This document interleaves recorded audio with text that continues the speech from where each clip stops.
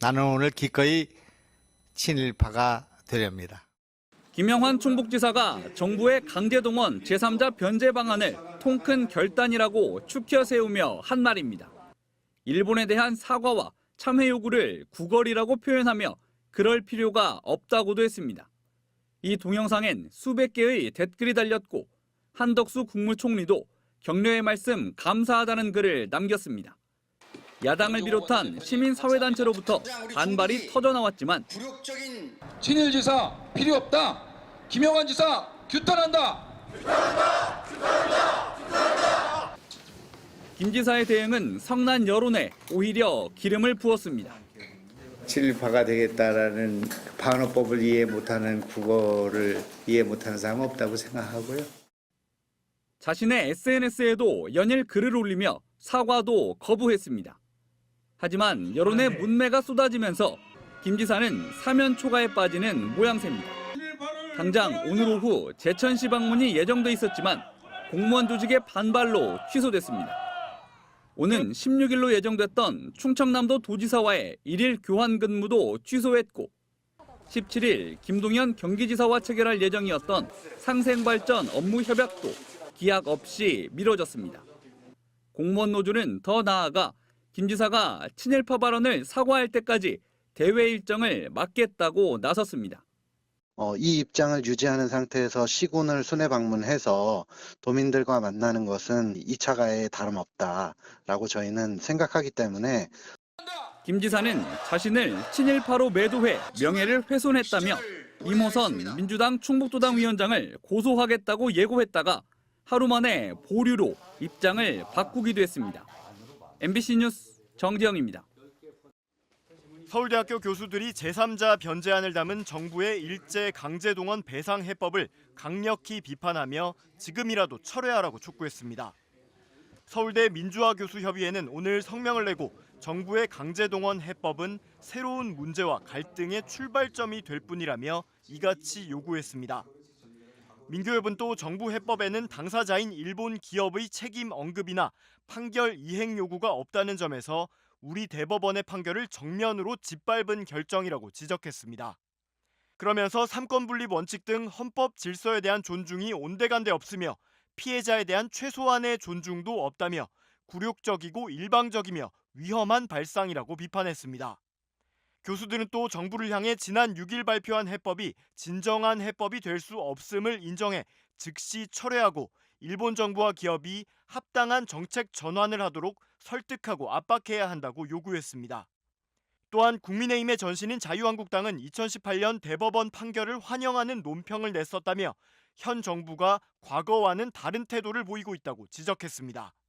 앞서 대법원은 지난 2018년 10월 일본 전범기업 미쓰비시중공업과 일본제철이 강제동원 한국인 피해자 15명에게 판결금과 지연이자를 직접 지급하라고 판결했습니다. 서울대 민교협이 대정부 성명을 발표한 것은 검찰 개혁이 화두가 됐던 2020년 12월 이후 약 2년 3개월 만입니다.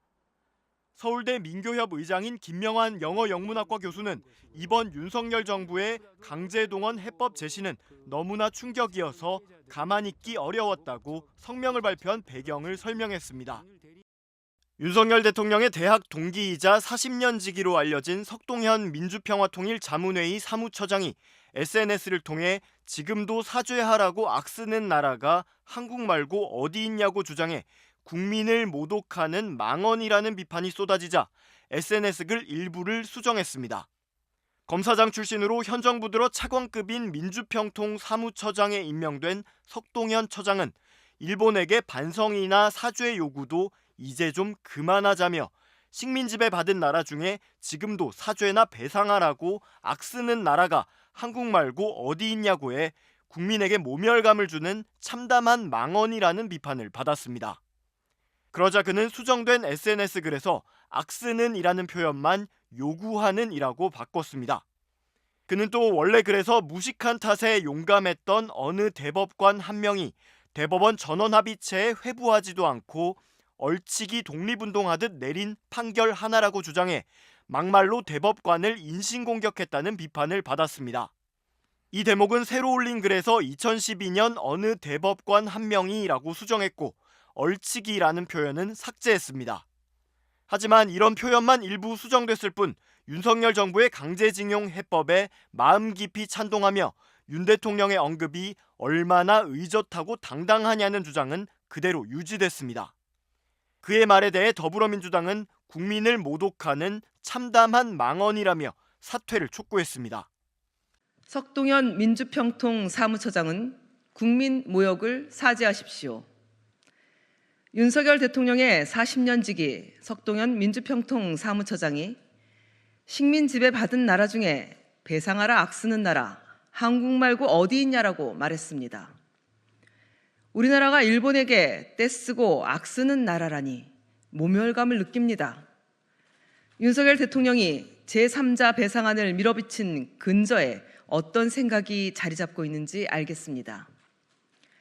석동현 사무처장은 굴욕적인 강제징용 배상안에 대해 의젓하고 당당한 해법이라고도 평가했습니다. 국가관과 역사관을 의심하게 하는 참담한 망언입니다. 석 처장의 궤변은 강제징용 배상 책임을 일본이 아닌 한국에서 찾는 일본 극우의 논리를 그대로 빼다 박았습니다. 반성 없는 일본에 납작 엎드려 배상 책임을 스스로 포기한 윤석열 정부가 당당하다니 당당하는 말의 뜻도 모르는 것입니까? 더군다나 석동현 처장은 평화통일을 위한 공공외교를 선도하는 민주평통의 사무처장입니다. 아무리 대통령의 40년 친구라도 대통령의 외교 참사를 감싸겠다고 대한민국 국민을 모욕할 수 있습니까? 이 정도로 뻔뻔하지 않고는 윤석열 정부의 인사가 될 수 없는 것입니까? 석동현 사무처장은 국민에게 모욕감을 주는 망언에 대해 사죄하고 당장 자리에서 물러나기 바랍니다.